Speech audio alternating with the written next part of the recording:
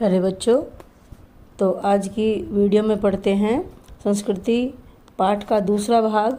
अब तक पहले भाग में हमने पढ़ा कि किस प्रकार एक आविष्कर्ता योग्यता, प्रवृत्ति, प्रेरणा, अपनी बुद्धि और विवेक के बल पर आविष्कार करता है, और इन सभी चीज़ों को योग्यता, प्रवृत्ति, प्रेरणा, बुद्धि, विवेक को संस्कृति कहते हैं, और इनके बल पर जो आविष्कार हुआ उसे सभ्यता कहा जाता है।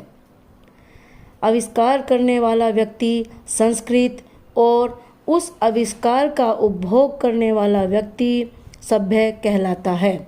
तो आज दूसरी वीडियो में हम पढ़ते हैं, जिस व्यक्ति में पहली चीज़ जितनी अधिक वह जैसे परिष्कृत मात्रा में होगी, वह व्यक्ति उतना ही अधिक वह वैसा ही परिष्कृत आविष्कर्ता होगा। एक संस्कृत व्यक्ति किसी नई चीज़ की खोज करता है, किंतु उसकी संतान को वह अपने पूर्वज से अपने आप ही या अनायास ही प्राप्त हो जाती है।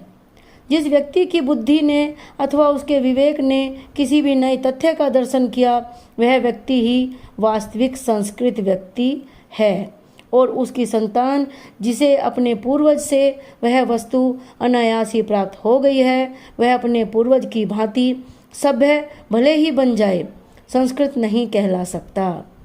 एक आधुनिक उदाहरण लें।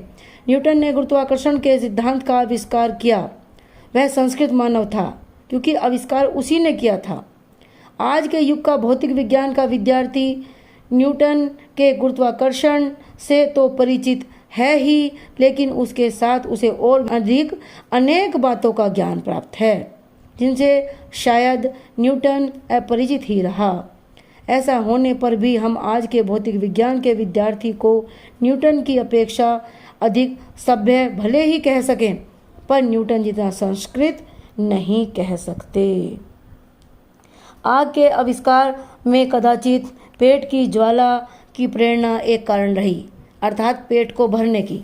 सुई धागे के आविष्कार में शायद शीतोष्ण का मतलब है शीत, और उष्ण अर्थात सर्दी और गर्मी से बचने तथा शरीर को सजाने की प्रवृत्ति का विशेष हाथ रहा। अब कल्पना कीजिए उस आदमी की जिसका पेट भरा है, जिसका तन ढका है, लेकिन जब वह खुले आकाश के नीचे सोया हुआ रात के जगमगाते तारों को देखता है, तो उसको केवल इसलिए नींद नहीं आती क्योंकि वह यह जानने के लिए परेशान है कि आखिर यह मोती भरा थाल क्या है। पेट भरने और तन ढकने की इच्छा मनुष्य की संस्कृति की जननी नहीं है, क्योंकि वे केवल आवश्यकता हैं। पेट भरा और तन ढका होने पर भी ऐसा मानव जो वास्तव में संस्कृत है निठल्ला नहीं बैठ सकता, अर्थात जो वाकई कोई खोज करना चाहता है, जिसके मन में नए नए विचार उठते हैं, वो खाली नहीं बैठ सकता। हमारी सभ्यता का एक बड़ा अंश हमें ऐसे संस्कृत आदमियों से ही मिला है, जिनकी चेतना पर स्थूल भौतिक कारणों का प्रभाव प्रधान रहा है, किंतु उसका कुछ हिस्सा हमें मनीषियों से भी मिला है। मनीषी अर्थात विद्वान, विचारशील व्यक्ति, जिन्होंने तथ्य विशेष को किसी भौतिक प्रेरणा के वशीभूत होकर नहीं, बल्कि उनके अपने अंदर की सहज संस्कृति के ही कारण प्राप्त किया। रात के तारों को देखकर न सो सकने वाला मनीषी हमारे आज के ज्ञान का ऐसा ही प्रथम पुरुष करता था।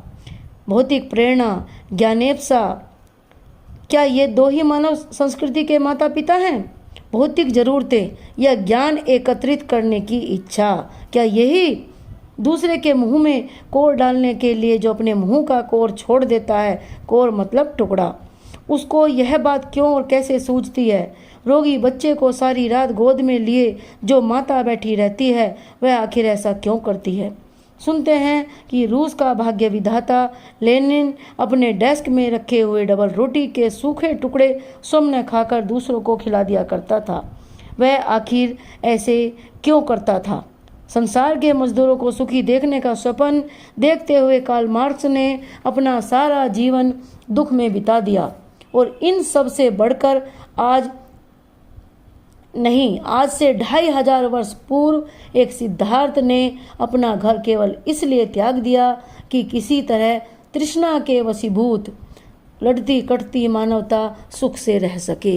अर्थात भूख और प्यास के मारे जो लड़ती कटती मानवता है वह सुखी रहे। कहने का तात्पर्य ये है कि दूसरों का उपकार, दूसरों को सुखी करने की इच्छा या परोपकार की भावना से किया गया आविष्कार भी संस्कृति का ही एक रूप है।